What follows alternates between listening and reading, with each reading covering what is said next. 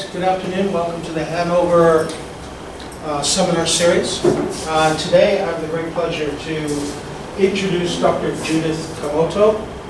Judith is here with her colleagues from the Lilongwe University of Agriculture and Natural Resources in Malawi, which is in eastern and southern Africa. And we're here working on a joint project on education, curriculum development, and institutional transformation in Malawi.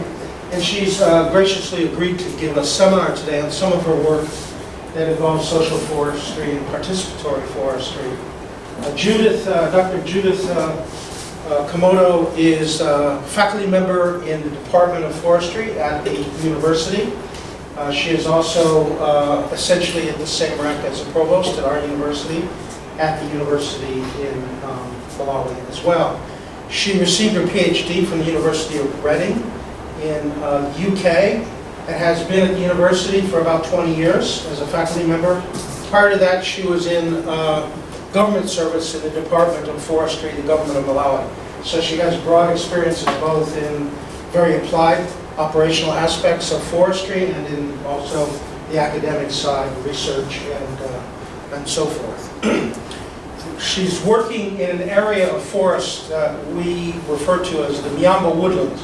That's not actually a reference, that's an actual formal terminology. It's a unique but very expansive woodland ecosystem stretching all throughout southern and into parts of East Africa.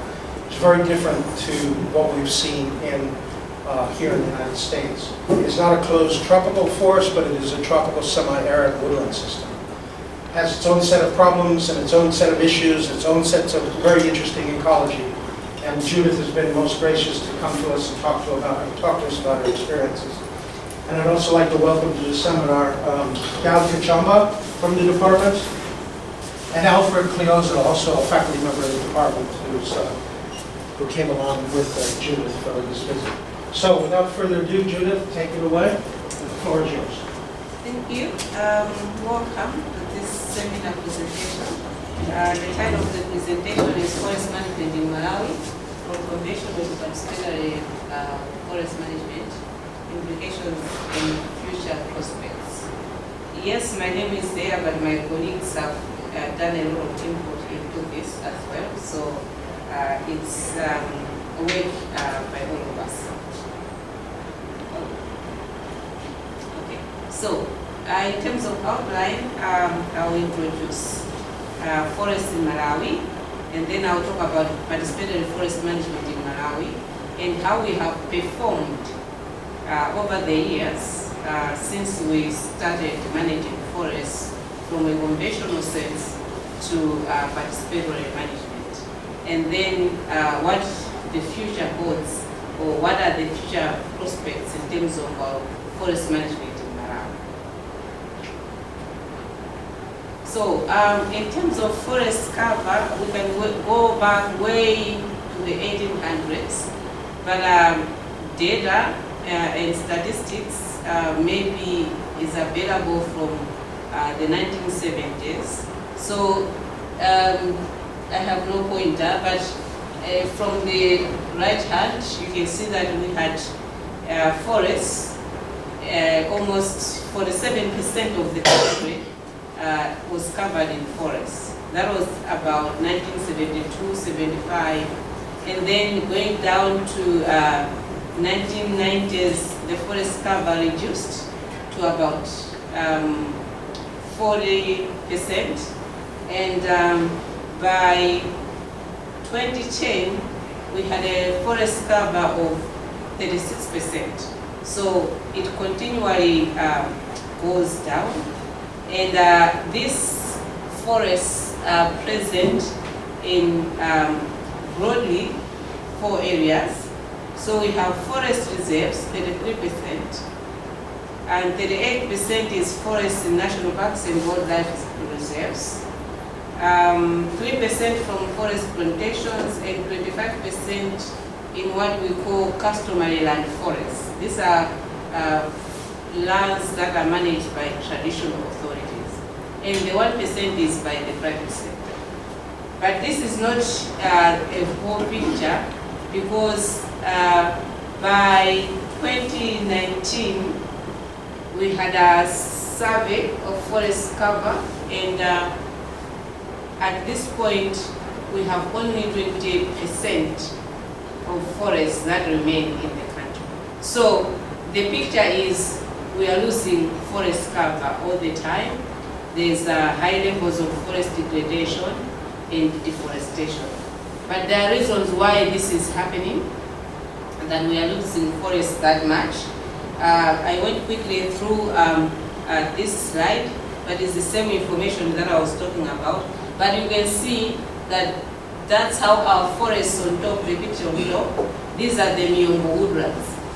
But we are losing these forests, like you can see the second picture, a whole 2 hectares or 3 hectares of forest has been cleared, maybe for agriculture or for other reasons. So I want to go into reasons why we are losing our forests. The factors leading to forest loss or degradation are so many. One of which is that we rely on biomass energy for cooking and heating. But there's also a huge demand for wood to burn our bricks. So the houses that we build are built from bricks. So the whole process of making bricks and then kilning them in such brick kilns require huge amounts of wood, and therefore people cut the forest for that reason. Urbanization, Lilongwe, our city and other cities in Malawi, they are expanding very fast because of population growth. So we are going into areas where there is forest, and we are cutting those forests. But there is also inadequate budgetary support from government in terms of funding the forest department to enforce the regulations that can keep the forest standing. Again, other factors, Malawi is an agro-based country. We do a lot of agriculture, corn and tobacco.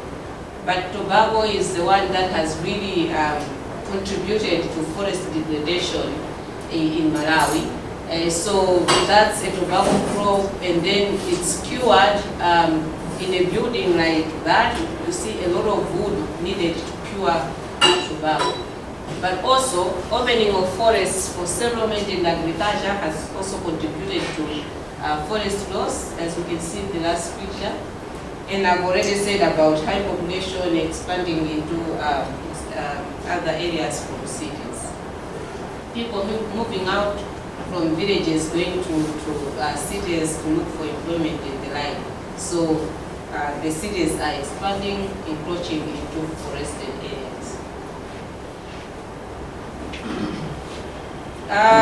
Though this is the picture, but we have had forms of forest management before. Forests have been managed in the conventional sense through concessions or by conservation approaches, where you reserve an area of wooded land into a forest reserve, but also through traditional forms. Cultural issues, we have graveyards, we have the mask dance, where they reserve a piece of forest and they get all their costume from the forest. So it's a way of managing forests. And then we have participatory forest management, of which I will dwell much on that. So prior to 1996, these various forms that I've talked about of forest management existed in Malawi. Before 1996, there's a reason why we are saying prior to 1996, forest management was mainly a job of government. The government of Malawi, through the forest department, was responsible for managing all forests in Malawi. So the rights of use and management belong to the central government. But although this was the case, in some areas, traditional authorities were given the authority to manage some wooded areas called village forest areas where they could hunt and get some non-timber forest products for home consumption.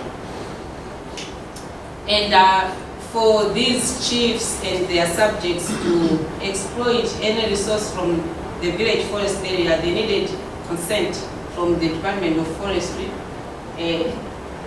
just to use for their domestic consumption.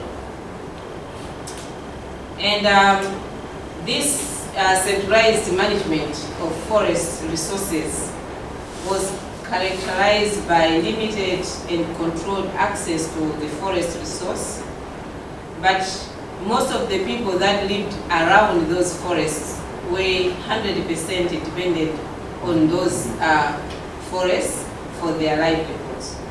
And because of that, the control from government and the dependency by the people, there was always conflict between government staff and local communities.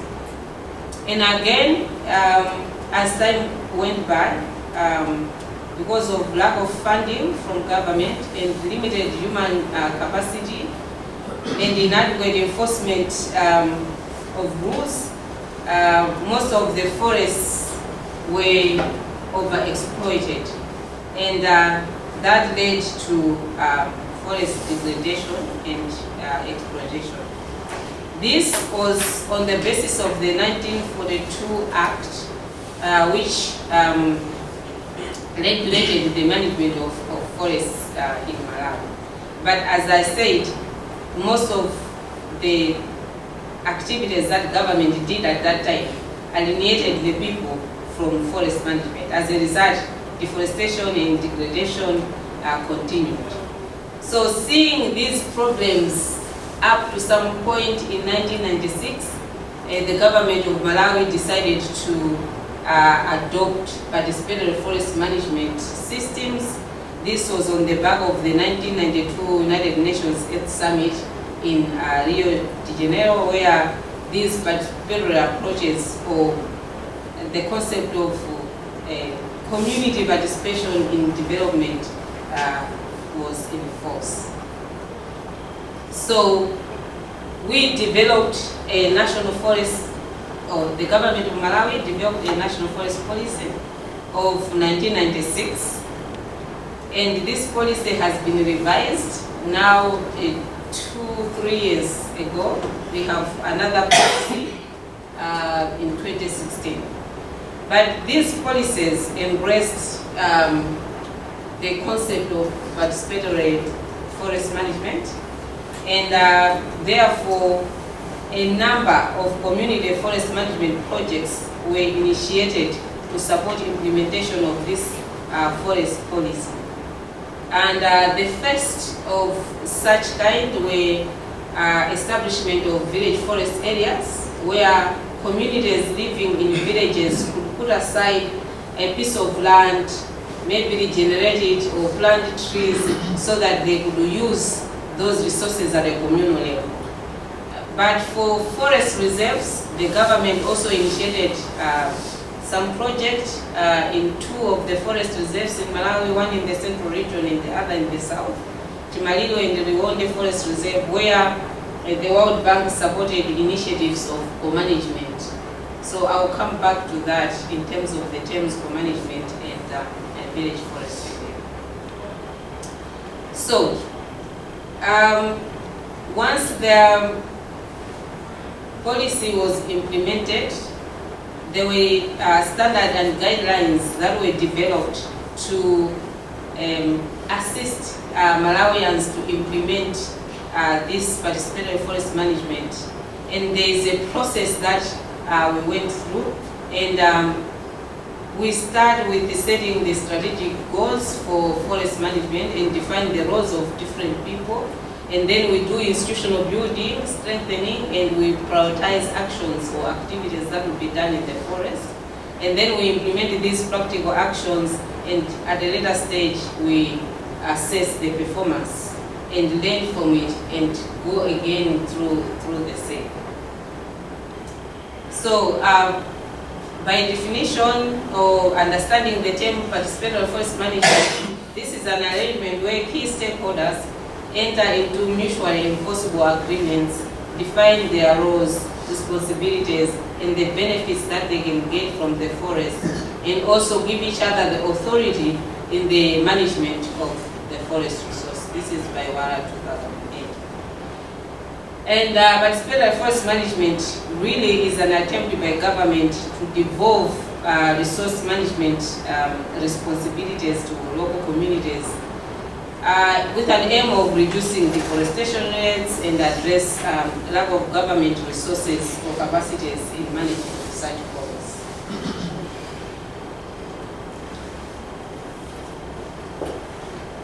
And the forest policy that embraced participatory forest management is also supported by other policies in Malawi, like the Malawi Land Policy, the Land Act. Now we have a Customary Law Act. All these land-based policies support the implementation of the forest policy.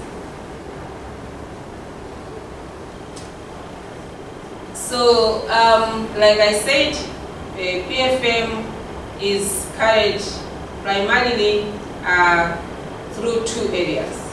The village forest area approach, where communities within a village will set aside a piece of land, like the picture down there. It's a wooded area, and then they will manage this.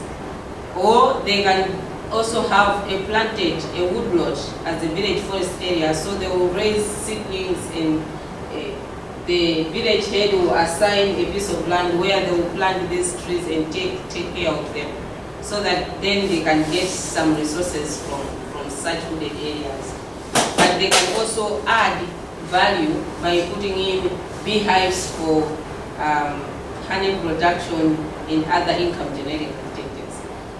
The other part is the forest reserve. So where co-management agreements with the government are done with communities close to those areas to mutually manage the forest. So village forest areas, the picture I've already shown. If you have an existing wooded area, the village head will decide that this is going to be a village forest area, and therefore we shall do A, B, C, D, E in the forest area. There is a constitution that is developed. So VFAs have enabled forest communities to establish formalized rights to manage customary forest lands.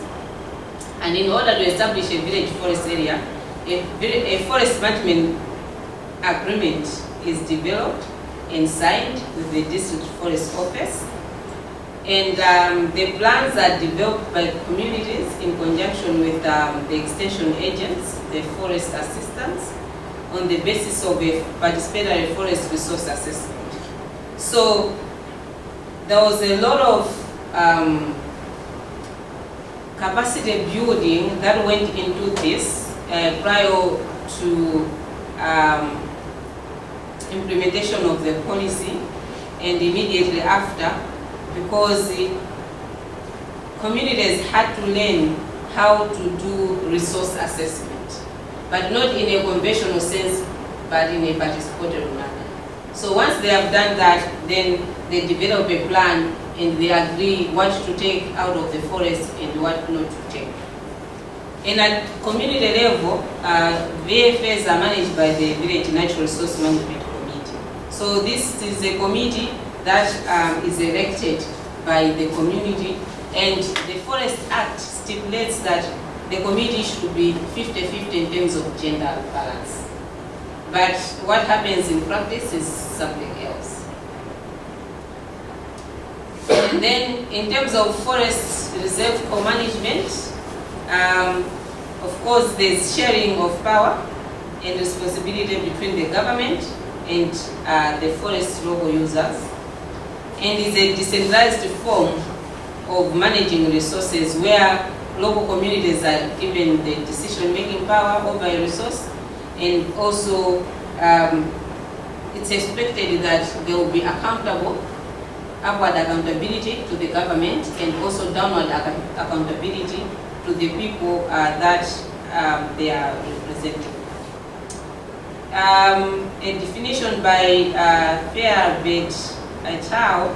Defines co-management as a situation in which two or more social actors negotiate, define, and agree amongst themselves to equitably share the management functions, entitlements, and responsibilities of, in this case, of a forest, and in our case, a forest reserve. Because in Malawi, co-management is basically happening in forest reserves only. The aim of co-management is to distribute the costs and benefits of managing the forest reserve between the government and the community. And there are co-management plans that are developed by the District Forest Office together with communities, just like in a VFA. But these are in line with the strategic plans of the forest reserve. Because within a forest reserve, it can be an area like this, but maybe just communities from this end of the forest reserve are the ones that will be given blocks within the forest reserve to manage. And the rest of the reserve might be still under government management. So based on the strategic plans, then you develop a plan. So the plan defines the roles and responsibilities that communities and the forest department look for. Each reserve where there is co-management arrangement, like I said, there are blocks demarcated in that forest reserve. So if this was a forest reserve where we are in, and there's a village in this corner, and another village in that corner, it means we'll have maybe blocks, maybe 2 blocks, depending on the population of this village, and then 2 blocks or 3 blocks the other side. And each block will have a block management committee. And the committee should have also a 50-50 representation of women and men that will represent the entire community in terms of managing that resource. On top of the BMCs, we have also the local forest management boards, which are established around forest reserves. So if this was one forest reserve, like I said, there's a village here, there's a village on the other corner, but it's one forest reserve, then we'll have one local management forest board that will take care of a number of stakeholders in it, so that then they'll represent their communities in terms of forest management. And they can be community representatives in it, traditional authorities, which are chiefs, or civil society groupings within the area that they can be part of that, and also government officials. So it's a board comprising a multi-stakeholder board. And then the benefits that come out of managing a forest reserve block under co-management arrangement are divided between the community and the government. So the ratio is that communities will get 60% of the benefits, and the district forest office will get 30%, and the local forest management board will get 10%. So assuming that communities in these 2 blocks are keeping bees, and they have produced honey, and they have sold the honey, then the proceeds will be shared in that manner, 60, 30, and 10%.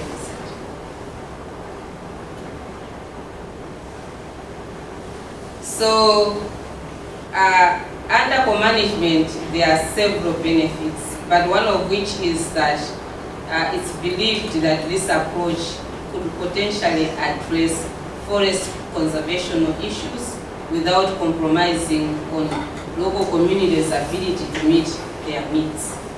And also it involves both local and local interest and government interest, something which I've already said. So, in terms of performance then, what has happened? Since 1996, this is 2019, we have implemented this through a number of projects, and we have learned a number of issues that have come out of this. So in terms of governance, the issues of authority, representation, and accountability. It's different from area to area, but generally the evaluation of one of the projects that we have had for 12 years across the country is that representation in these committees is generally good, and it's based on democratic and transparent election process. So the whole community will sit, they will elect their leaders. As I said, the Forest Act says 50-50 representation, but what happens in practice is that most of these committees are dominated by men. You find that there are a few women, even where you have more women in a committee, and say a committee is supposed to be 10 people, and there can be 8 women and only 2 men. But what will happen is within the committee they will choose maybe a chairperson and probably the treasurer.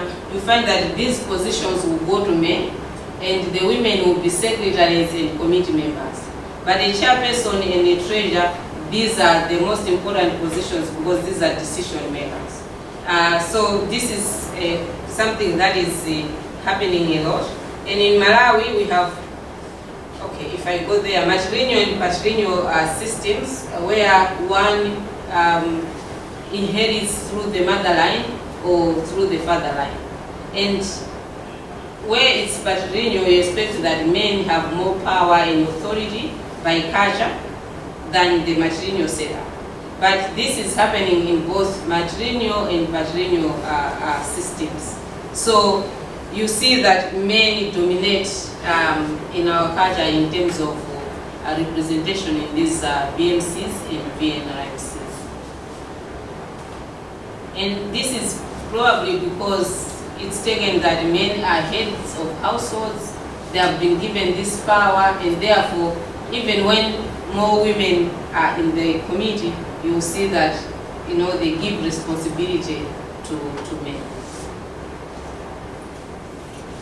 In terms of authority, most of the VNRMCs and BMCs have ability like to issue permits to collect staff from the forest management blocks, or even in the VNRMCs, the traditional authorities, they have the power to establish a BFA, but the committee, the VNRMC, has the power to issue permits or impose penalties on people who behave contrary to the regulations that they have created. And they also have the authority to patrol and enforce any laws or regulations that they have agreed. And they can even apprehend the culprits and take them to police for prosecution. So most of these VNRMCs, they have the authority because the Forest Act has given them that authority in terms of forest management.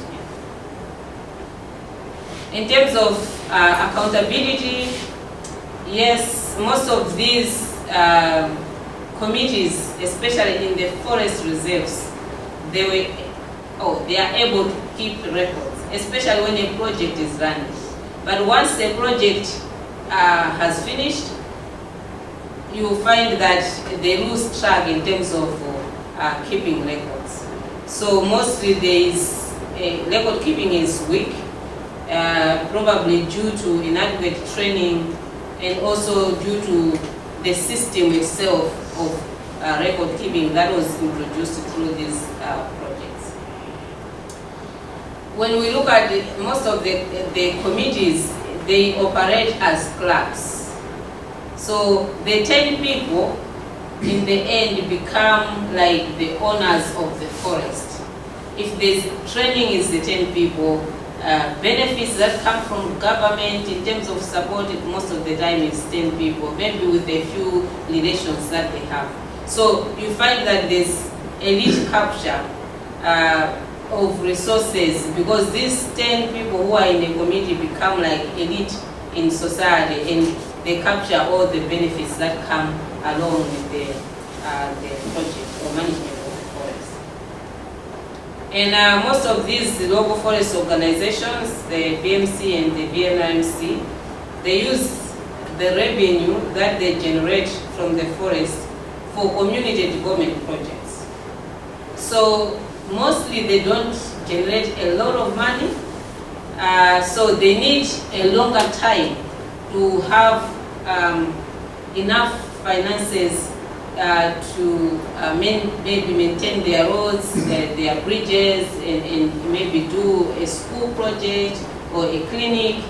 So it's benefits that most of the people in the community will draw from. It's not individual benefits. It's also not for individual household livelihood, but generally it's for the entire community. And most of these committees, they work on a voluntary basis. So because of that, work remains a weak element in the model, and most of these committees have invented ways of providing themselves incentives. So for example, if there's a training, they will go, all of them, because this is like the benefit that they get for their voluntary work. Most of these committees, they report to the government, to the district forest officer, but they don't report to the constituency which they are representing. So there's more of upward accountability than downward accountability. In terms of forest management planning or plans, members of the committee are generally content with their participatory forest management plans, and nearly all committee members undertake patrols to regulate illegal activities in the forest, and there are different strategies or levels of involvement of community members.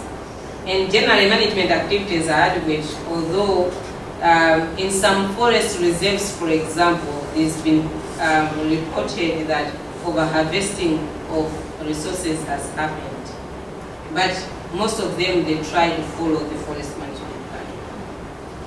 In terms of community awareness, involvement, and benefit sharing, of course, there's a high level of awareness of participatory forest management processes.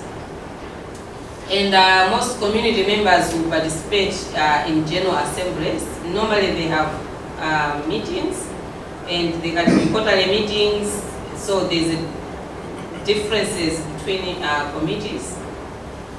But the individuals are free to participate, and communities participate in forest management activities like slashing in the forest to avoid fires or making a fire break around the forest. And if there's enrichment planting in the forest or tree planting, they normally participate in these activities, and they are aware that these activities are happening. And if they manage to sell something that they should share, and each one of them can take those things to their households, then they are able to do that.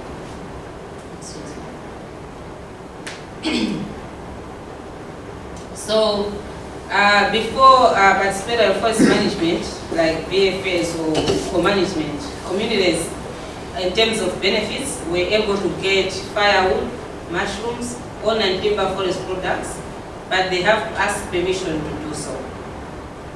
And with co-management or having a village forest area, collection of products in these forest resources are regulated by permits. But in most cases, they will sneak and they will get the products freely without seeking permission. And most of these communities with the participatory forest management, they have secured the rights to use, which were not there before when it was conventional forest management or centralized government management of forest resources. And because of participatory forest management in forest reserves, there is this cordial relationship between the Department of Forestry, government staff, and the communities that are managing forests. Because before participatory forest management, these forest reserves were no-go zone areas. Communities were not allowed to go in and collect anything. So there was a lot of suspicion, a lot of conflict. But now with the PAFM, things have improved quite a lot in terms of the relationship between the Department of Forestry and communities. PFM has also brought along some businesses or forest-based enterprises that communities are able to do. So people can sell quite a number of products. I've mentioned about honey, but they can also do curios, they can do mats, they can do all sorts of enterprises from the forest. They can sell even firewood, medicinal products, etc., etc. So there's quite a lot of business that has come out because of this PFM. So all these are enterprises that are coming from the forest: mushroom, grass, firewood, fruit juice from some fruits in the forest like guava, etc., and charcoal. In terms of effects of PFM on condition of the forest resource itself, there are mixed outcomes because of PFM. In some places, it's reported that forest cover has improved because of participatory forest management, especially on customary land, where village heads can put aside a degraded area or a piece of farm which has been left fallow for some time. Trees will regenerate and they will come into a forest. And later on, they can hang beehives and they can generate income from that. So it has brought quite a change in terms of forest cover in some areas.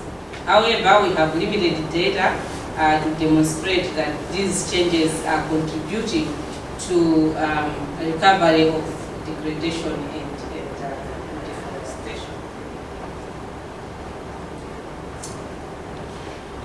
There is also effect on livelihoods in terms of the performance of participatory forest management. Communities are able to live off the forest. They can get medicinal products like this lady is doing, but they can also benefit quite a range of products from the forest. However, Chinangwa in 2024 showed that co-management alone, which is a form of participatory forest management, had minimal impact on livelihoods of local communities living adjacent to these forest reserves in one of the forest reserves in central Malawi. And this was restricted to a few people in a community. But this is a range of benefits that people get in terms of supporting their livelihoods. So children getting fruits from the forest, thatch grass for their houses, and livestock grazing, and also they can get animal products like eggs from birds and stuff. Finally, there are a few challenges, or some challenges with PFM in Malawi. There's poor understanding by communities and service providers of participatory forest management. And this has led to misunderstandings in terms of the roles and responsibilities that staff from government and communities should do. And if there's a problem, there's always a blame game that it was because of you or because of others. And there's also a question mark in terms of sustainability of most of these initiatives, because most of the PFM arrangements that Malawi has implemented has been supported by outside governments through projects. And most of these projects are 5-year projects or 10-year projects. And we know that forests, like our Miyombo woodlands, take a very long time to mature and give you products. But these are some of the projects that have been implemented in Malawi to support the forest policy. There is inadequate participation of NGOs and other stakeholders and the private sector in this, so it's only the government and the communities that are involved in this. And there is a growing problem of charcoal production in Malawi because of electricity problems, and that most of the people depend on wood or biomass energy, and because of that, there's still leakage from these forest reserves. And in some communities, community members tend to be the only ones involved in these activities, not the entire community. So like I said, BNRMC is becoming clubs, creating elites in the community, and therefore the gains that we make are only for a few individuals. In terms of way forward, looking ahead, yes, we started with the participatory forest management in Malawi. Of course, we need to focus on other areas. People now know about village forest areas. In every community that you go, you have these VFAs. In forest reserves, we have co-management arrangements. But now there are other initiatives that are coming out, probably out of frustration of the community or communal management of forest resources. Individual households or clans within a village have started their own management of forest resources. There is farmer managed regeneration. This is a farm and a farmer is keeping a few trees in the farm so that they can get forest products. There's youth involvement at an early stage in participatory forest management. There are also gender-oriented approaches where maybe a group of men and women who are interested as a user group in forest management, they are coming together, they are keeping their own forests and they are generating their own activities that can give them livelihood support. And there are other incentive measures that we need to produce so that, initiate to communities so that they can bring tangible benefits for participatory forest management. Because at the moment, probably there's not much that communities get out of a village forest area apart from non-timber forest products. But people now need money, and therefore they need something that can bring income quickly. So this is basically what we are doing in terms of forest management in the Miyombo woodlands in Malawi, coming from a conventional sense to decentralized forest management. Thank you.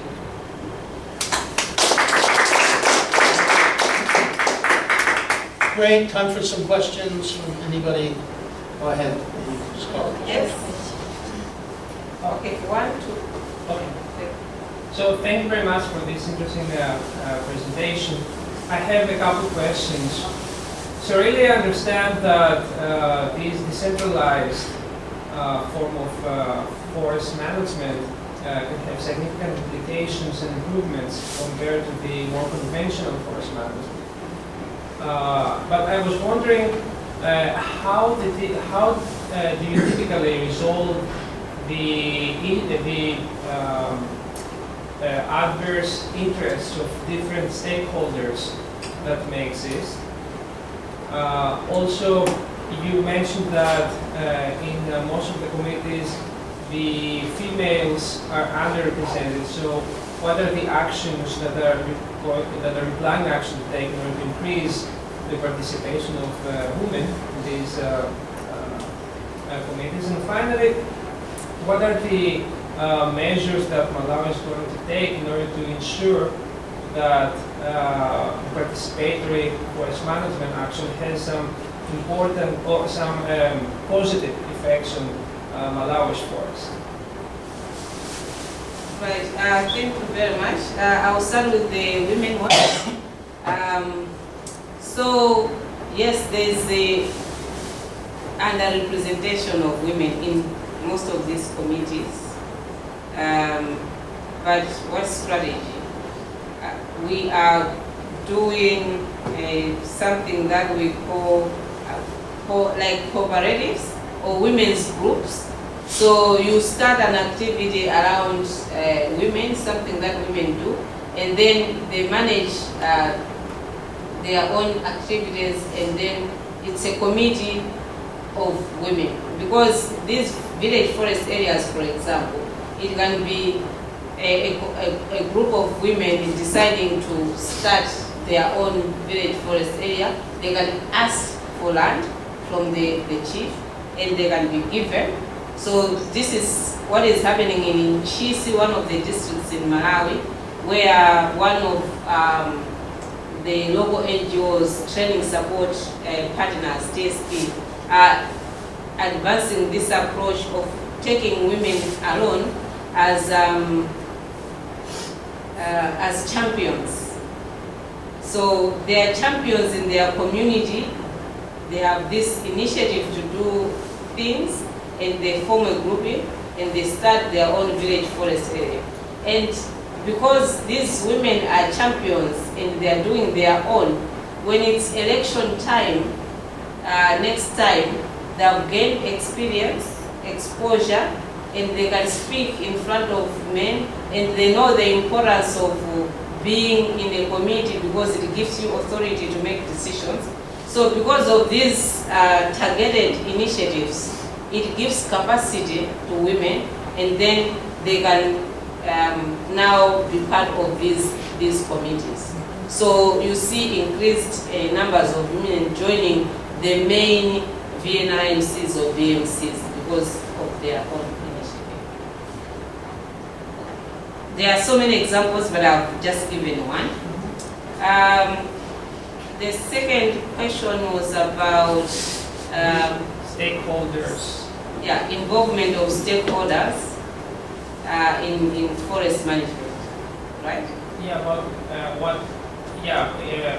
so my question was, what about if there are stakeholders that have different interests or adverse interests, and how do you resolve typically this kind of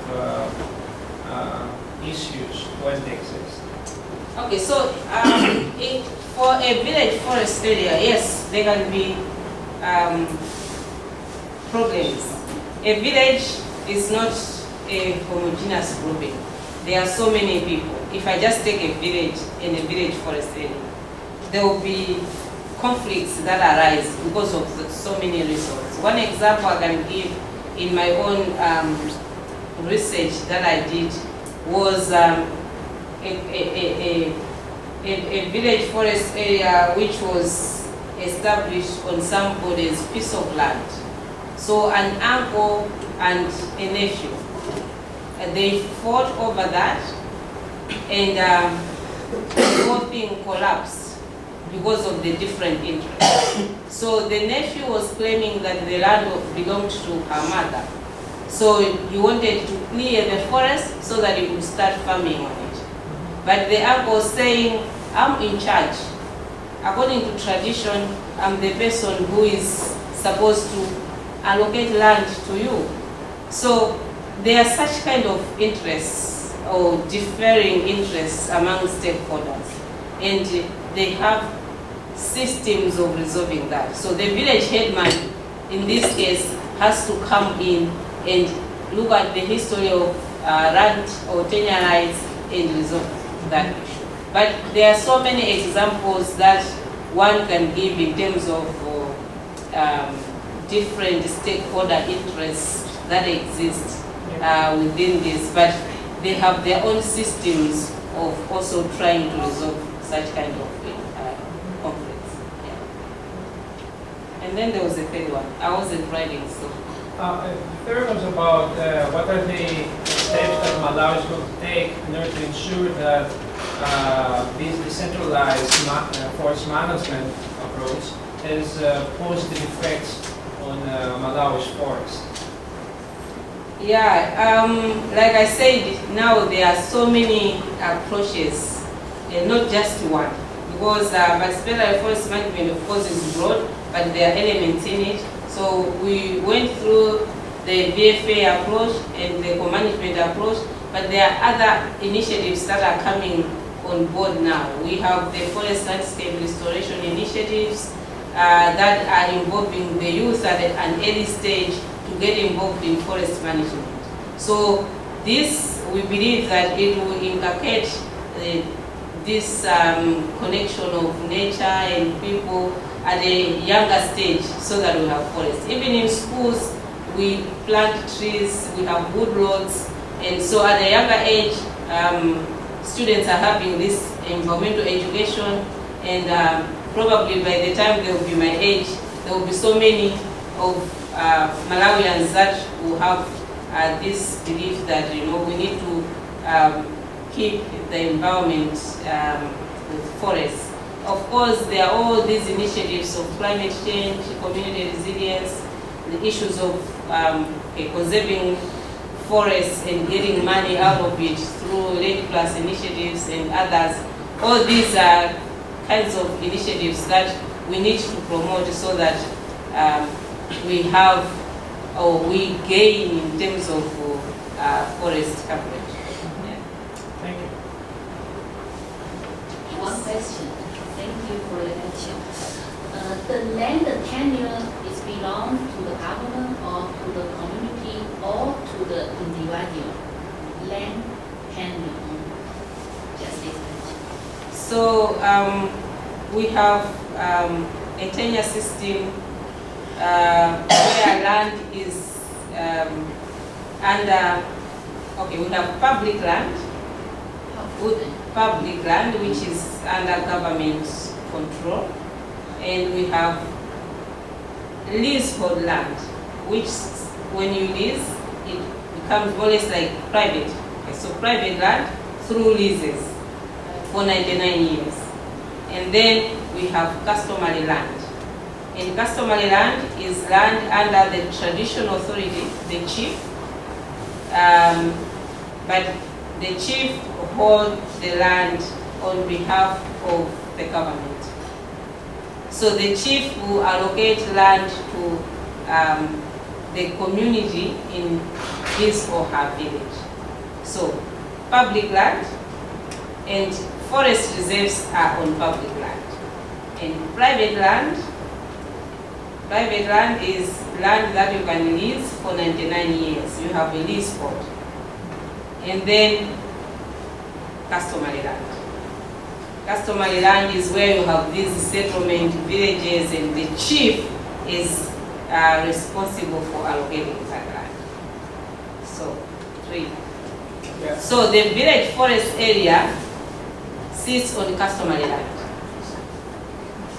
And co-management is on public land, which is government land.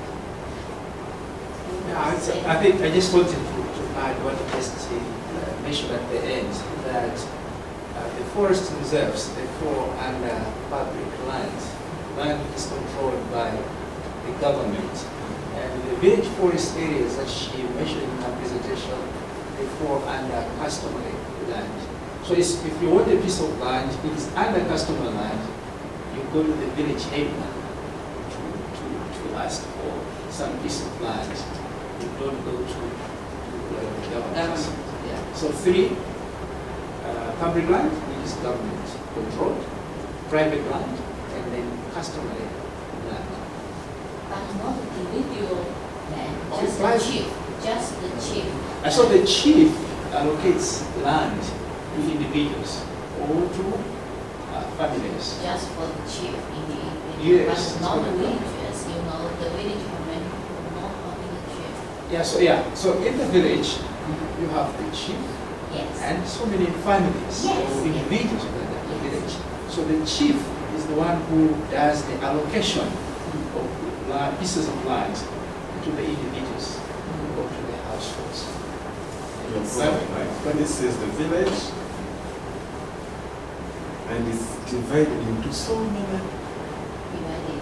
yes, so many different land parcels, and all these are given by the chief.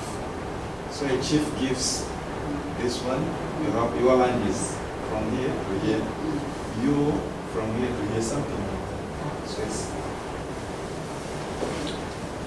And the chief can be a chief for several villages as well. So if this was a village, the whole of this and we are families. We have our own children and stuff. So this will be allocated to me, and I am the chief, and I'll allocate to them and there. So each desk is a parcel of land for families in the village. So I'm responsible for allocating this land. But I might have a piece of land at the corner which is wooded. Then I decide that this piece of land I'm not going to allocate to anybody. It will now become a village forest area. So all of us, we can go manage that, and if we want non-timber forest products, we can ask permission from the committee or the chief to go and collect forest products. Maybe one more question? So you mentioned that this work has led to a change in interest in terms of how people want to, I don't know, build their career trajectory. So it's leading a lot of people to go into the government. I'm curious if this has also had an impact on how people build their educational trajectories. In other words, have people who have grown up in villages that have been involved in this work decided that they wanted to study forestry in college? And if so, are there any numbers that have sort of tracked that change over time? Probably, maybe we haven't gone into that and trying to find out, like from our students, why are they doing forestry, for example. But I know that there are some students whose parents were foresters, forest guards, and they've been inspired by that, and they have joined our program of forestry department in the university. So it's possible that since 1996, or even way back when we were doing conventional type of forest management, some individuals have been inspired by what their fathers have done or their mothers have done to the land, and they have decided, well, when I grow up and go to college, I'm going to study forestry. It's possible, but we haven't really done a research. But I know a few individuals who have done the forestry program in our institution because their dad was a forester too. But it's an idea, we can do that. Okay, great, thank you, Judith. So,